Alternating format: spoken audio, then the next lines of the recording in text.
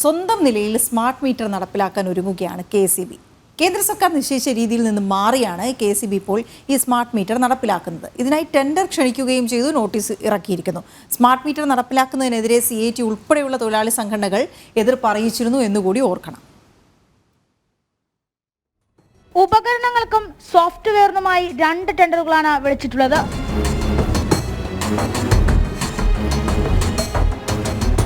രണ്ടിനും കൂടി അടങ്കത്തുക 217 കോടി. Smart meter, head and software, meter data management system, software ഉൾപ്പെടെയുള്ളവ വാങ്ങും. സെപ്റ്റംബറിൽ ടെൻഡർ തുറക്കും.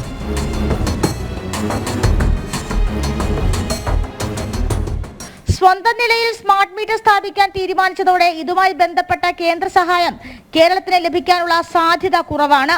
എന്നാൽ ലൈൻ ശക്തിപ്പെടുത്തൽ അടക്കമുള്ള പ്രവർത്തികൾക്കുള്ള കേന്ദ്ര ഗ്രാന്റുകൾ ലഭിക്കും.